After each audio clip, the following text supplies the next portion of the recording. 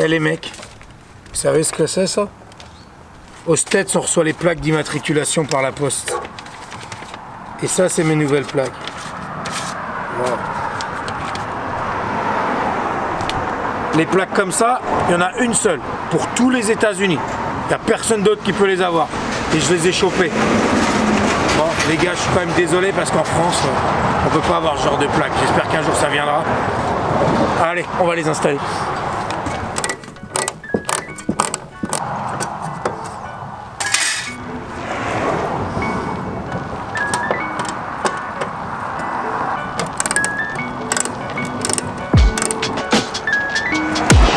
Down. Ready to go.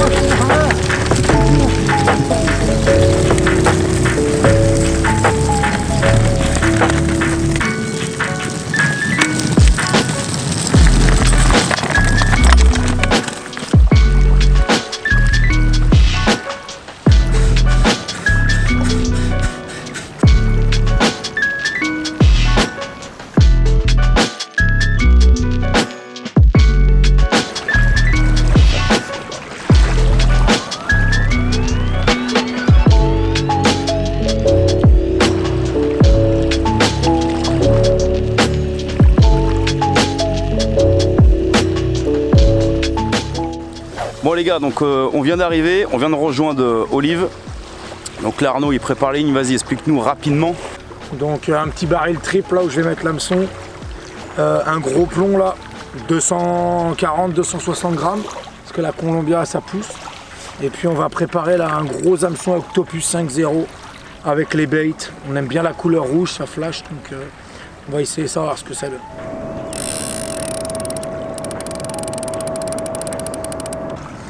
Ouais, je mets un appât un peu différent d'olive, comme ça on va voir un peu tout ce qu'on Allez, je viens gâcher le film un peu. Je viens gâcher le film. Tu viens gâcher le film? Ouais, je m'appelle Olivier Gonzalez, depuis très longtemps, maintenant je parle plus français, je suis avec mon pote Arnaud, de Californie, bad boy. Voilà, mon frère, ouh là là, même moi j'ai envie d'en manger. Là on est là, posé sur la plage.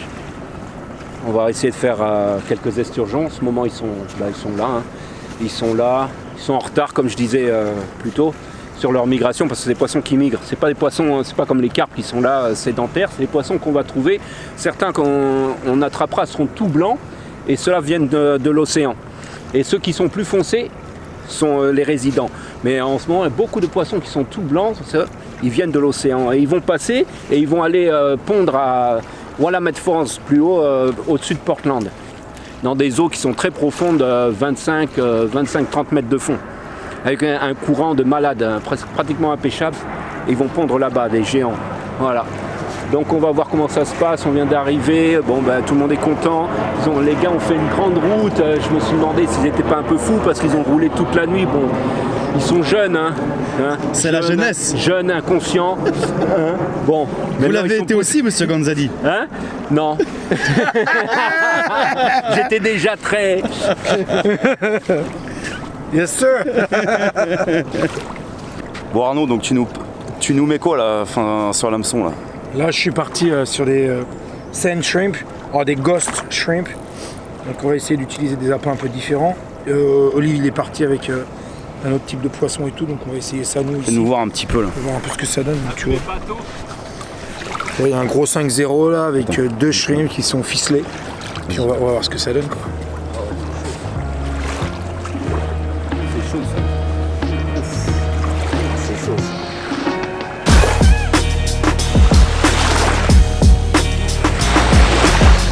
Ça a toujours pas touché le fond les gars, ça continue de descendre. Ça descend encore. Bam,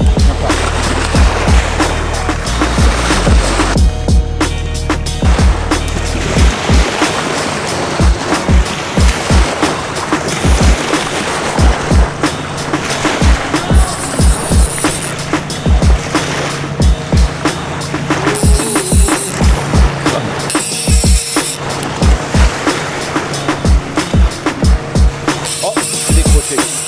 Décroché. Shit. Bon, regarde Arnaud.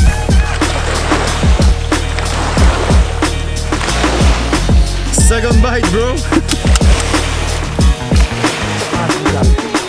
Décroché.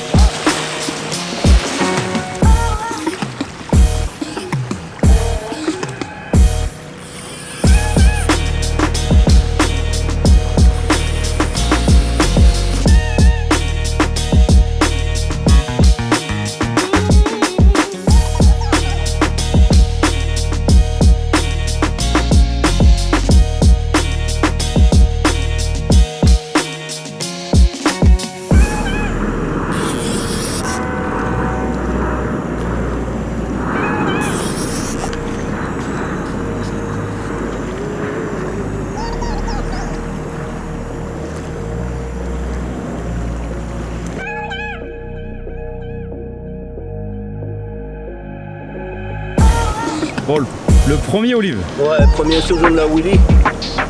Ça va, hein. Il est beau. Ça commence. On va le remettre à l'eau tranquille, là, on a une touche là-bas.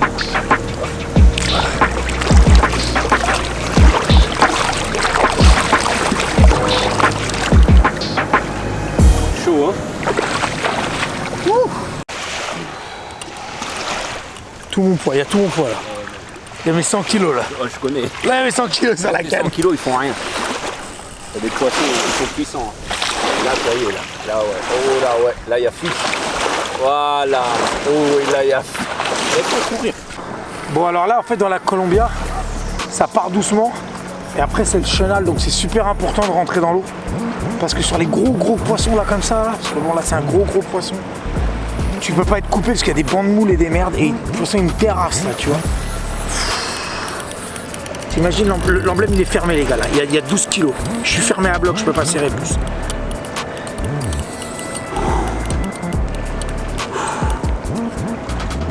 Ouais, c'est un frigo, je peux rien faire.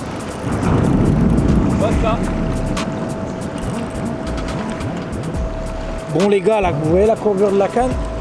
Je me mets en arrière comme ça là, et ça tient mes 100 kilos. C'est la folie. Ah ouais.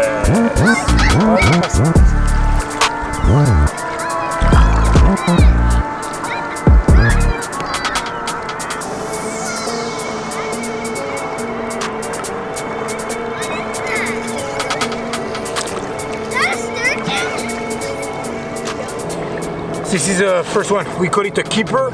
This is a nice size. First we have a shaker, small one keeper, and that's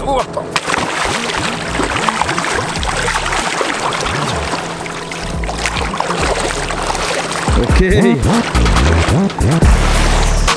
check, man.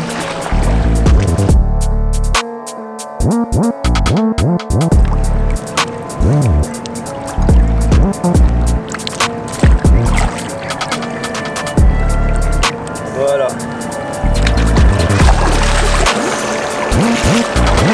Yes, yes.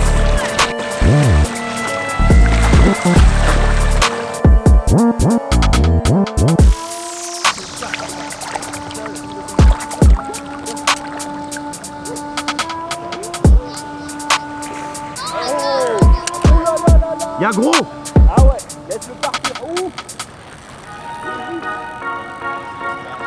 Il est sorti de l'eau. Wow. Je l'ai lancé là, tu peux le ramener rapidement s'il te plaît? Mec, je peux rien faire. Je peux rien faire. Laisse-le partir.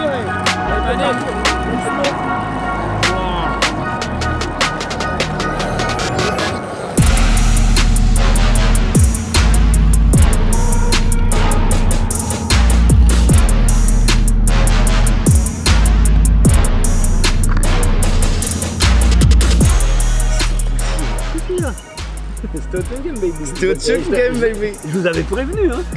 Je t'avais prévenu. Ah ouais, là je me fais ramasser, mec. Franchement, j'ai jamais ressenti cette puissance sur un poisson eau douce. Je l'avoue. c'est incroyable. C'est parce qu'ils viennent de la mer, et c'est pour ça. Ah c'est la ouais, raison. ouais c'est mis, ouais. Ah, je sais pas d'où il vient, mais je crois qu'il vient de la salle de muscu, tu vois. Oh là là là là, c'est reparti.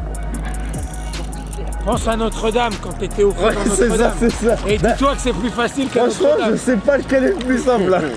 Pense quand t'étais dans le feu à Notre-Dame. Franchement, je me demande si je préférerais pas monter 60 étages. Ça me faisait moins mal au dos, mec. Là, ça fait mal, là. Oh la vache. Comment tu dis déjà? Let's go. Let's go, bro. Let's go.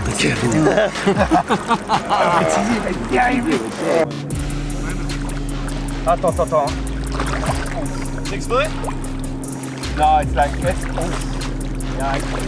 Oh là là là là là là là là. Oh là là. Oh yeah. Fake one. You know them. That's big fish. Yeah. Oh, regarde-moi ça. On a vu la queue. Yeah, oh là là. Yes. Voilà le résultat de ce combat de ouf. Ouah. Oh la vache. Poisson de malade. C'est ce qu'on venait chercher avec Arnaud. La journée n'est pas finie. Mais quel poisson quoi. Un poisson de malade. Voilà. That's the jump game. On y est les gars là. Incroyable ce fish. Et le combat de malade qu'il m'a fait. Putain, j'en ai mal au bras, mal au dos. Mais quel fish. Merci Arnaud. Merci Olive. Et il est grâce à vous ce fish. Oh.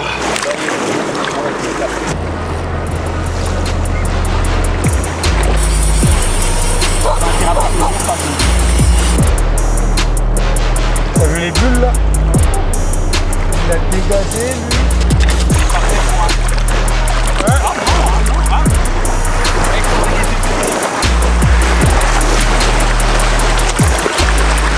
Bon les gars, c'en est un autre là, un keeper. Il n'est pas très gros mais ça fait toujours plaisir. Ça se bat bien et puis nous vient d'en faire un joli. Alors on espère en avoir un autre bientôt là. Bang!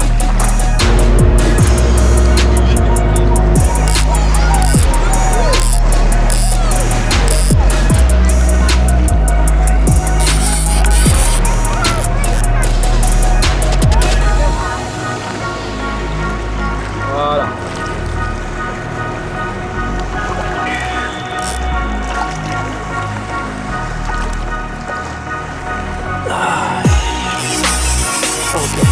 Okay, it's right here.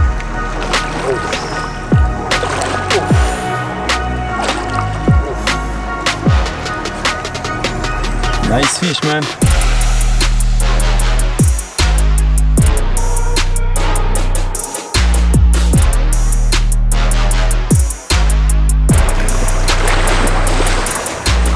Non, c'est un poisson là.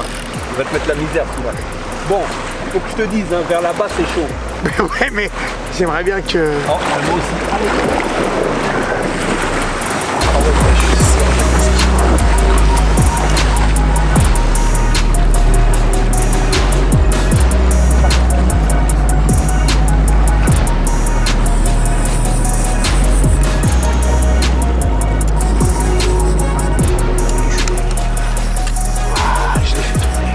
Doublé avec Olive là.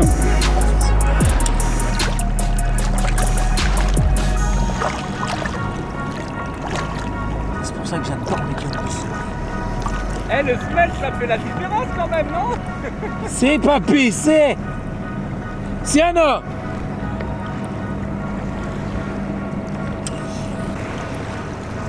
Eh, Lou, t'as une touche.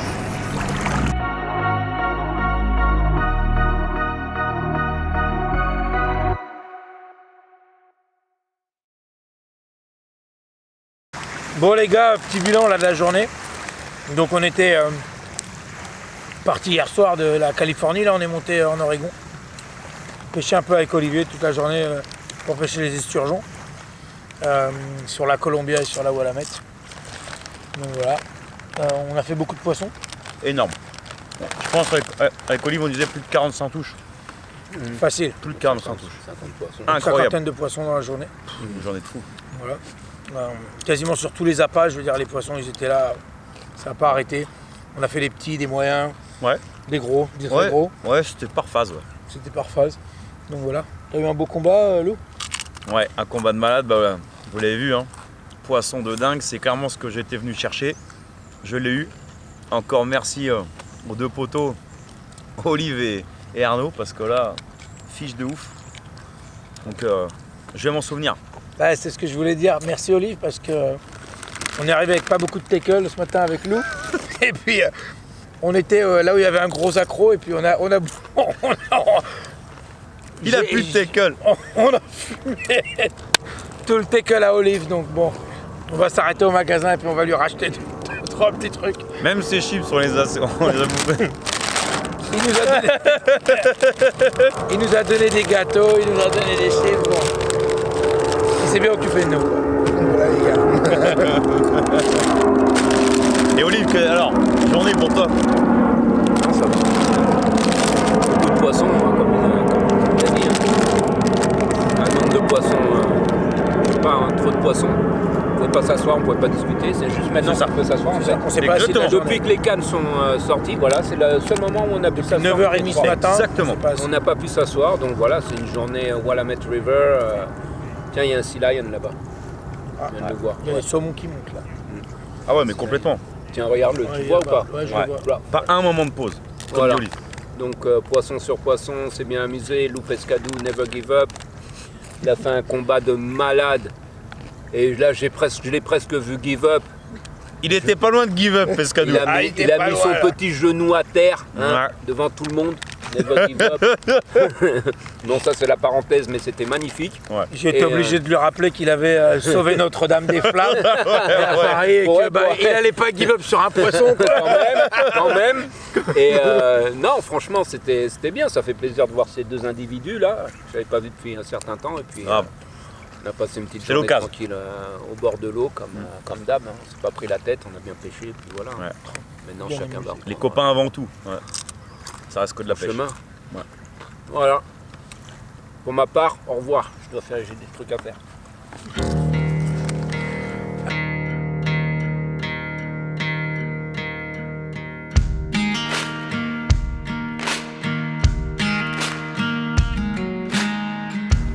Bon donc les gars, petit point de situ, on va quitter l'hôtel avec Arnaud là.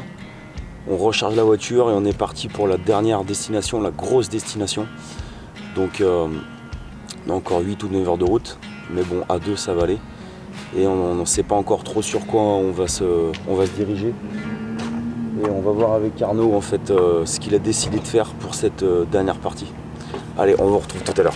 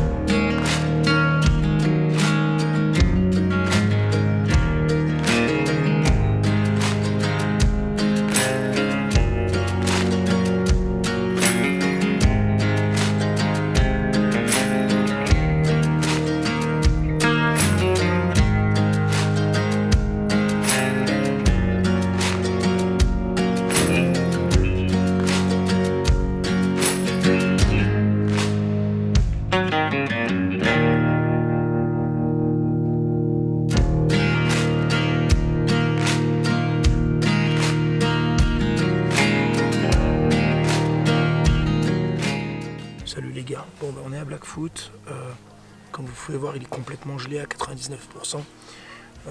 Il y a un tout petit endroit où c'est dégelé au bord, on a quoi, une quinzaine de mètres carrés. On a amorcé un peu hier avec du maïs doux et 2-3 poignées de bouillettes. Ce qu'on va essayer de faire ce matin, là, le challenge, c'est de faire un poisson. Je connais bien le poste que je l'ai pêché plusieurs fois en été. Et à quoi 5 mètres du bord, il y a une cassure avec 2,50 m d'eau où j'ai déjà fait des poissons au pied de la cassure. Donc l'idée, vous voyez, c'est de poser un petit maïs doux comme ça, avec un petit grain flottant et une petite pop-up jaune là, avec du méthode. Donc on va voir ce que ça donne.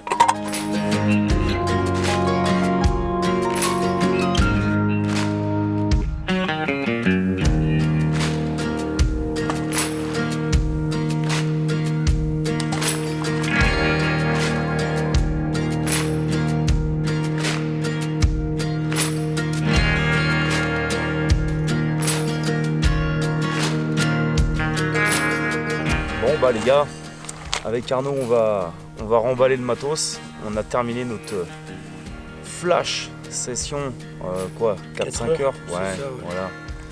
À Blackfoot, bon, on le savait, hein, mais on le savait Arnaud, c'était pas... Le lac il est couvert de glace à 99%, 99, quelque chose. Ouais. Donc voilà.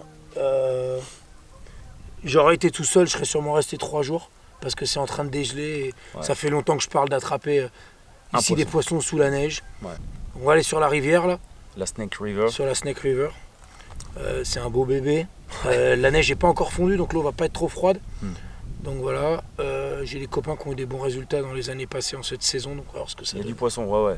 Je pense qu'il y a moyen quand même de faire quelques touches. C'est ça. Ça serait Et une grosse de la Snake, ça serait bien. Ah ouais, avec un bon gros combat. Tony Truant. C'est ça. Ouais. Bon allez. Ok, allez, on vous retrouve tout à l'heure les gars. À plus. Mec.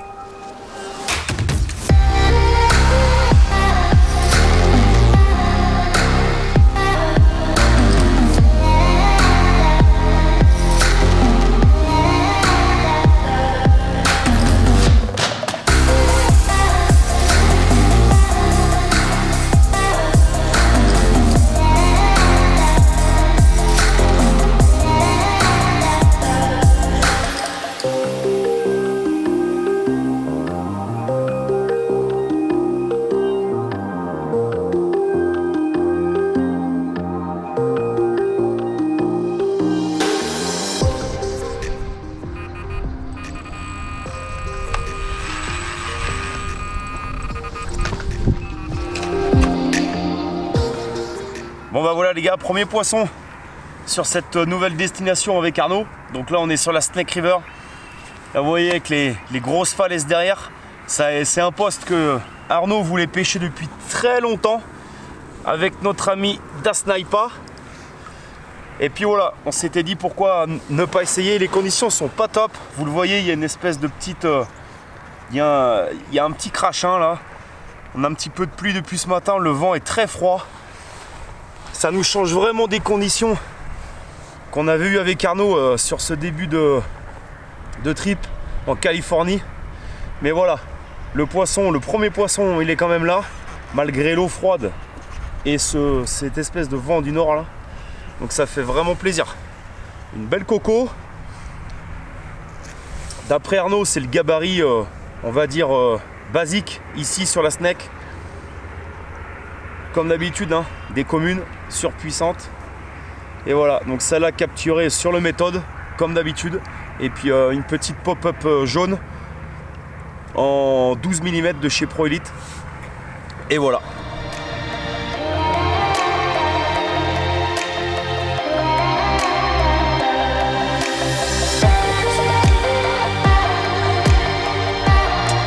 Allez, merci la Snake.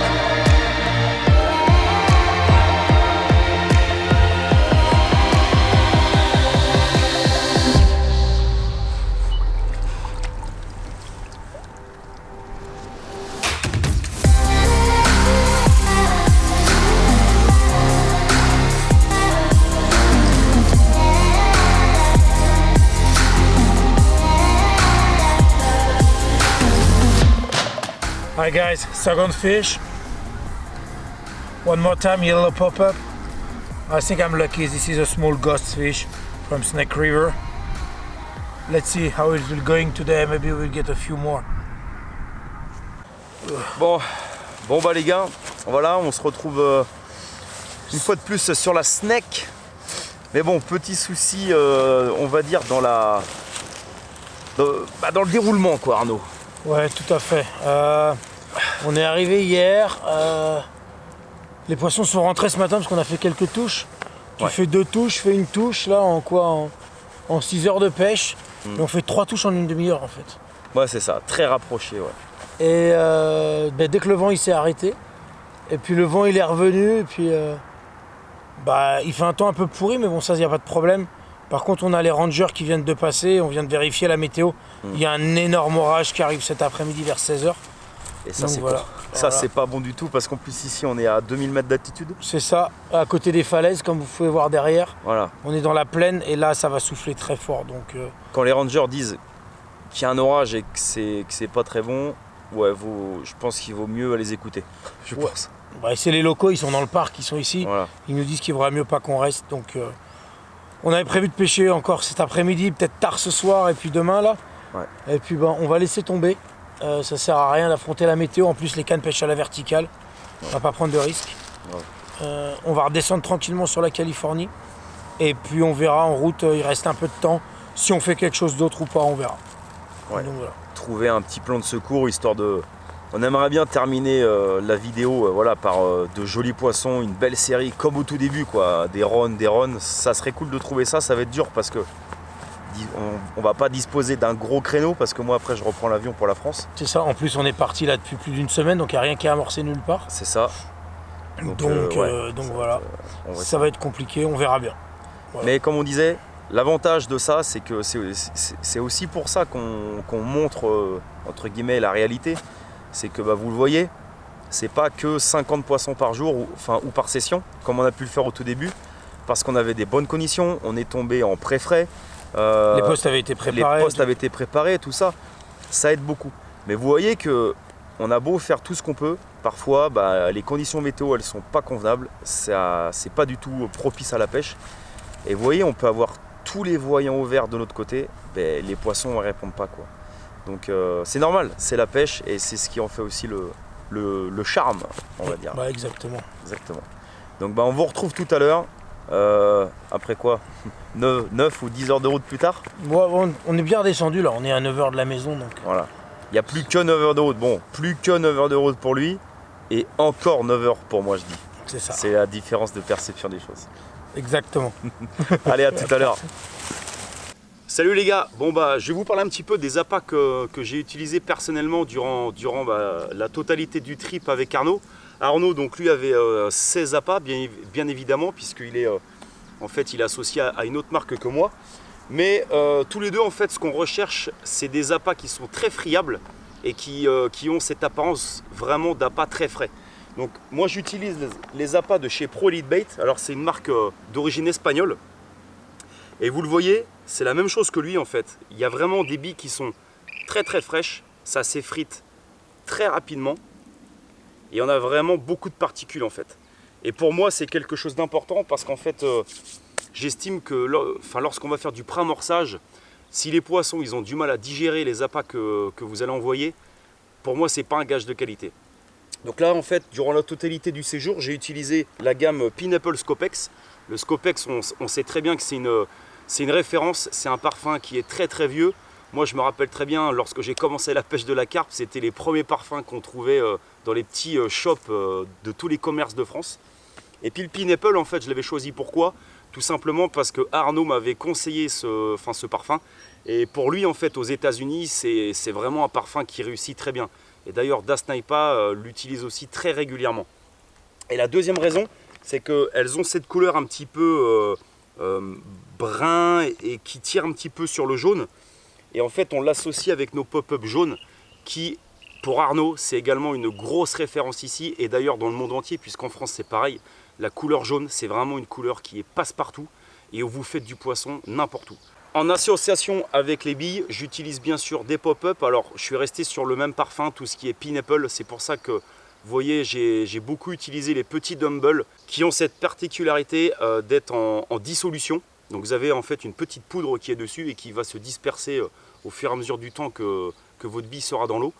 Et puis les deuxièmes pop-up que j'ai utilisés, c'est les Two-Tone. Donc en fait elles sont blanches et jaunes. Et pareil toujours avec le parfum Pineapple. Donc pour moi, c'est des billes qui sont de qualité, ça fait du poisson et il n'y a pas de problème. Bon les gars, on arrive à la fin de ce trip. Je vais laisser la parole à Arnaud. Écoutez, les gars, comme il dit, on est à la fin. Je vais vous faire un petit remake là, de comment ça s'est passé. Donc en fait, j'ai récupéré Lou à l'aéroport il y a 10 jours. Première nuit, on s'est bien reposé, tranquille. Et puis deuxième jour, on est parti sur le poste du ponton. Donc c'est un lac qui est vraiment atypique parce qu'en fait, c'est dans un parc d'attractions. Vous imaginez, vous êtes en train de pêcher dans le lac au milieu de Disneyland. Donc en fait, tu as les montagnes russes qui sont derrière avec l'énorme théâtre où ils font les courses de jet ski et de bateaux sur l'eau l'été pour faire le show. Donc en fait, je pêche là-bas que l'hiver pour une simple et bonne raison, c'est que l'étang est envahi d'herbes. Quand on a pêché il y a 10 jours, les herbes arrivaient. Ouais. Et puis là, quand on est parti, Hier, la truite. Hier, on est passé vite fait pêcher les truites. C'est quasiment impêchable. Les herbes, elles ont monté. Donc chaque année, c'est pareil. C'est décembre, janvier, février, mars et fin mars. C'est terminé. Alors, il y a des beaux poissons là-bas, vous verrez dans la vidéo. Il y a vraiment une belle moyenne pour les États-Unis et pour le coin. Grave. Après ça, on est parti au sud de San Francisco. Donc là, sur un autre lac qui est vraiment atypique, qui est connecté à une petite rivière avec plein de petits plans d'eau qui sont en ville et tout ça, c'est connecté. Et qui arrive sur un plus grand lac. On dirait, ça ressemble vraiment à un parc lake celui-là. Ouais. C'est ça, une petite base de loisirs, un parc lake. Ce qu'il y a dans palmiers et tout. C'est ça. Alors là, tu as les palmiers autour du lac, c'est complètement de changement de décor. Tu as les immeubles en face et tout. Mais ce plan d'eau, il abrite des poissons de fou. Il y a des fantelles communes, il y a des fantelles miroirs, il y a des fantelles linéaires. On n'a pas eu la chance d'en faire, on a fait des fantelles, mais des normales. Bicolore. C'est ça. On a fait des poissons bicolores avec qui ont des écailles, des communes toutes noires avec le ventre qui est blanc. Mais on se demande presque si c'est pas une coille. Ouais. On est à la limite de ne pas savoir comment les poissons ils sont croisés. Et il y a des coilles dans ce plan d'eau, donc on a fait des images magnifiques là-bas aussi. Ça, c'est vraiment sympa. Donc ça, c'était vraiment la première partie Californie, puisqu'on est en mars. Et dans les autres États, la météo au nord, il fait quand même encore super froid. C'est à la française. C'est ça. On a fait ça, et puis bon là, on a vraiment fait beaucoup de poissons, vous verrez. Puis on a dit, bon écoute, on va aller voir Olivier, parce que moi, ça fait 6 mois que j'ai pas vu Olive. Avec l'hiver, Lou, ça fait quoi, 3 ans? Plus de 3 ans que j'ai pas vu Olivier, ouais. Donc direction Portland, on savait que la météo allait pas être top. Mais bon, c'était vraiment histoire de se faire une pêche à l'esturgeon. C'est la première. La première pour toi. Une belle première, je pense. Incroyable. Vous l'avez vu, hein, ce poisson incroyable qu'on a capturé. Olivier nous l'avait dit de toute façon. Il nous avait dit, dans la journée, les gars, il y a toujours 1 ou 2 gros qui va tomber. Bon, gros coup de chance. C'est la chance du débutant. Hein.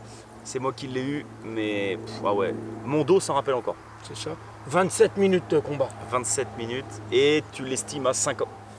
Moi et Olive, on est sûr que c'est plus de 55 kg. Plus de 55 kg. En rivière sauvage, dans la Willamette.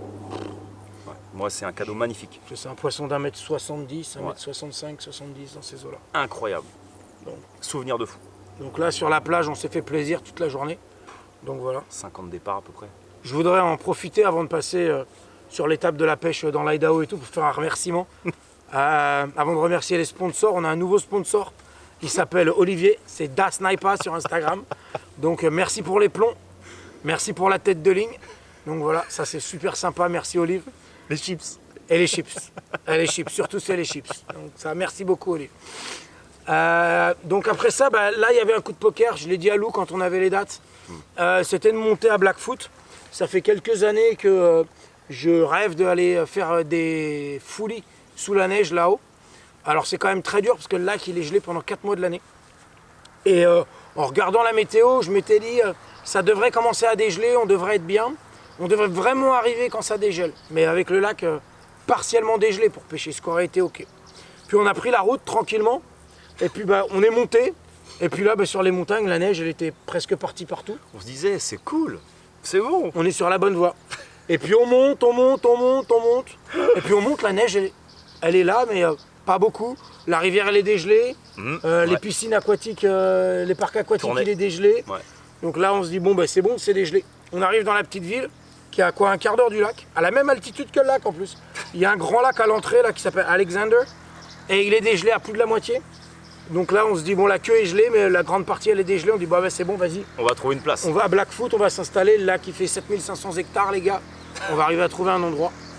Et puis là quand tu arrives, tu prends la petite route pour aller à Blackfoot. Et puis là tu flippes parce que tu sors de la ville et là tu as 1 mètre de neige, 1 mètre 20 de neige partout dans les champs. Mais tu crois pas parce que partout avant il n'y a pas de neige. Ah ouais. Et là plus on roule vers le lac et puis je dis c'est mort. C'est mort. C'est mort. Et donc quand on arrive au lac, c'est bien ce qu'on pensait, c'est un désert blanc. Ah ouais. Moi qui ne connais pas le lac, je dis mais les plaines elles sont où et le lac il est où? Il me dit ça c'est le lac. Ah ok. Vous le voyez de toute manière sur les plans drone en ce moment. C'est c'est magnifique hein. Mais alors vous pouvez encore marcher dessus en plein milieu. Hein. Il y a à peu près je pense un bon 60 cm de place. Il y avait 15 au bord, donc il doit y avoir 60 au milieu. Donc impossible. Mais on a tenté sur la petite langue. C'est ça, un tout petit trou qu'on connaît là, avec Olive où on pêche dans la cassure. Donc là on a quand même, vas-y, il y a peut-être des poissons à faire là au petit matin, des des poissons qui montent avec le soleil dans les premières herbes là au bord. On avait fait le trajet, je pense qu'il fallait quand même tenter. Ouais, ça servait à rien de repartir sans tenter. Voilà. Bon, bah il n'y a pas eu de poisson. Donc voilà, bon, et puis après Blackfoot, on a dit bon bah écoute, on va regarder sur la route du retour. Quelles sont les possibilités? On a dit Snake River. On sait qu'en Snake River, en début d'année, on arrive à faire des poissons. Je ne l'ai jamais pêché aussitôt. Mais avant la fonte des neiges, l'eau n'était pas si froide que ça sur la Snake. Parce que les neiges ne sont pas encore fondues dans les hauts sommets. Donc on a attaqué la Snake. Dans un lieu magique. Ouais, dans un lieu qui est Il magique. le voit sur les plans au drone, c'est C'est de phénoménal. gorge. Dans les canyons, quoi. Toi, tu te disais, t'as l'impression de te retrouver dans le Tarn, en fait. C'est ça. C'est des canyons et tout. Dans le Tarn, mais avec une rivière qui est plus grosse que Exactement. n'importe quelle rivière française, quoi. Ah non, c'était. Rien que de filmer ça au drone, la veille, on était en extase, quoi. C'était magnifique. Magnifique. On a un petit camping là, c'était pas mal. Ouais, on s'installe au camping, tranquille. Et puis on attaque la pêche. Plutôt pas mal parce que il caille à mort. Le matin, vraiment à mort. Et là, on fait 3 touches Ouais. assez rapidement. Non, on attend peut-être 2 heures avant de faire les touches. Et là, en 45 minutes, boum, 3 touches. Tout s'accélère. Donc, voilà. Et là, on dit, bon, c'est bon, les poissons, ils sont rentrés. Bam, on remet le méthode, on remet les cannes et tout. Et puis là, il y a le vent nord-est qui se lève. Terminé. Et terminé. Plus rien, les gars. Mais point barre, hein. C'est plus un sion qui bouge. Pas une tape, que dalle. Ah ouais. Et le quart d'heure après, il y a l'un des rangers du parc qui passe nous voir. Il dit, oh les gars, ça fait longtemps que vous pêchez. On dit, bon, on est arrivé ce matin, on a fait quelques poissons. Il dit, bah écoutez, profitez encore un peu parce que cet après-midi, là, il y a le storm qui arrive. Ça, c'est la grosse tempête là qui était en vue. Donc on a regardé la météo et puis c'était confirmé, quoi. À partir de 16h, 17h, ça allait tomber vraiment sévère. Donc on avait prévu de faire 2-3 jours là-bas. Et puis on a décidé au fin de compte de rentrer en Californie parce que Et en plus, les températures retombaient c'est sur ça. toute la semaine. C'est ça. Les températures chutaient de plus de la moitié. Donc c'est pas bon pour la pêche. Donc avec la tempête, on a dit bon ben on laisse tomber. Et puis on a repris la route tranquillement pour rentrer ici. Ouais. Je pense que c'était la solution la plus sage. Ouais. Puis la fatigue après 10 Voilà. jours. Enfin, vous le savez, hein, je pense que certains d'entre vous qui pratiquent un petit peu ce genre de road trip, c'est super kiffant. On s'accorde tous à le dire, mais c'est extrêmement fatigant, quoi. Là, surtout ici, donc on a la route. Alors certes, on était 2, ça aide, mais il faut vous dire qu'entre chaque spot, il y a entre 8 et 10 heures de route, quoi. Ouais, c'est ça à peu près. Donc vous voyez, c'est quand même fatigant. Chose non négligeable, on filme. Donc il y a aussi ce côté film qui demande de l'énergie. On pêche, vous l'avez vu sur les premières parties, c'est du 50 poissons par spot. Je peux vous dire, vous n'avez pas le temps de dormir. Sur la partie esturgeon, on n'a même pas eu le temps de manger tous les 3, tellement il y avait des touches. On s'est même pas assis pour discuter Voilà. une fois dans la journée, on n'a pas eu le temps. Donc certes, c'est très kiffant, hein, c'est clair. Mais alors, quand il faut filmer, pêcher, machin et tout, et que vous dormez pas et que vous faites la route, ouais, c'est très fatigant. Donc c'est vrai que ces 2 derniers jours où on s'est reposé un petit peu chez toi là, ça fait du bien. Certes, on pêche pas, mais ça fait du bien, quoi. C'est ça. Voilà. Donc voilà les gars, j'espère que vous avez bien kiffé en tout cas tous ces petits épisodes. Nous, ça a été vraiment un plaisir de pêcher ensemble. C'était aussi un kiff de rencontrer Arnaud en réel, parce que c'est vrai qu'on se connaît, on se parle depuis pas mal d'années, mais on s'était jamais croisés parce que forcément France-États-Unis c'est un petit peu compliqué, c'est pas la porte à côté. Donc c'était l'occasion de faire ça. Je peux vous assurer qu'on va se refaire ça de toute façon parce qu'on est déjà en projet sur pas mal de choses. Donc c'est sûr que ça ne sera pas la dernière. C'est ça. Peut-être que tu auras l'occasion de te faire Blackfoot. Blackfoot, c'est sûr, je veux le faire. Donc c'est même pas impossible qu'on se retrouve avec Da Snipa tous les 3. C'est ça qu'Olivier soit là avec nous. Je Tout à pense. fait. Donc voilà, on espère vous avoir fait rêver au travers de ces images, autant que nous, on a pu rêver ici. Et puis on en profite aussi pour remercier tous les sponsors qui nous ont aidés à réaliser ce projet, parce que forcément, seul, c'est compliqué. Donc pour ma part, je remercie bien évidemment Pro Elite pour leurs appâts, et puis leur aide sur tout ce qui est trajet, etc. Également Deeper pour la mise à disposition du sondeur, parce que c'est très pratique, comme je le dis tout le temps. Arnaud, il est comme moi, il utilise le Deeper très simplement, c'est-à-dire juste pour voir la profondeur et la température de l'eau un petit peu en surface. Exactement. Pour avoir un ordre d'idée. Et puis il y a les cassures. C'est ça. Voilà. Et donc merci à vous tous, parce que c'est vraiment cool d'être supporté dans nos projets. Et puis C'est pour ça. toi Arnaud, Moi de mon côté au niveau des fringues et puis pour les waders, donc Vass, j'ai vraiment beaucoup de respect pour cette marque parce que ils font des produits très haut de gamme et ils vont rien commercialiser si jamais le produit n'est pas au top. Bon, les waders, tout le monde connaît, mais les sacs, la bagagerie, le sac à dos qui est absolument étanche. Je l'utilise toute l'année dans des conditions terribles. Et mes vêtements de grand froid. La combinaison grand froid, les combinaisons de pluie, c'est vraiment des choses où moi, même si j'étais pas chez Vass, j'investirais dans ces produits-là parce que j'ai pas froid, quoi. Alors vous allez me dire, ouais, c'est la Cali et tout. Bah ouais, c'est la Cali, mais quand je vais dans l'Idaho, bah, j'ai les mêmes et c'est pas froid. Donc Vass, un grand remerciement à Massive Bait, spécialement pour eux, parce que je sais que c'est très dur en ce moment. Ils sont en Pologne, juste à côté de la frontière en Ukraine. Et je sais que ils continuent de bosser, ils continuent de faire des appâts pour faire maintenir leur société. En même temps, je sais qu'ils aident énormément de personnes là-bas et les réfugiés en même temps. Donc un gros chapeau à toute la boîte, à toute l'équipe qui est là-bas. Moi, depuis que je pêche avec eux, je suis vraiment très content de ce qu'ils font. Très dur pour nous d'avoir des appâts aux États-Unis. Et je suis très content de pouvoir être avec eux et de les soutenir. Et puis un merci à Hammer Tackle. Donc toute la bagagerie de chez Hammer avec les sacs, les seaux souples et tout ce qui va, parce que quand on affronte des climats difficiles, que ce soit ici en Californie avec le très chaud la journée, froid l'hiver, avec des grosses rosées le matin, très nuageux tous les matins, du brouillard et donc tu prends la flotte quand même, quoi, le matin, t'en as pas l'impression, mais tu prends la flotte. C'est pratique. Ne serait-ce que pour le matériel vidéo, on a pu tout mettre là-dedans. C'est vraiment, c'est de la super cam. Hammer, c'est vraiment génial. C'est ça, avec le bateau et tout, Hammer c'est top. Donc, merci beaucoup, merci à tous. Et puis une fois de plus, merci à Das Sniper pour les plombs. Exactement. Et la tête de ligne. Et la tête de ligne. Merci Olive. Merci. Allez, on vous dit à tous à très bientôt. Et puis bien sûr, let's go.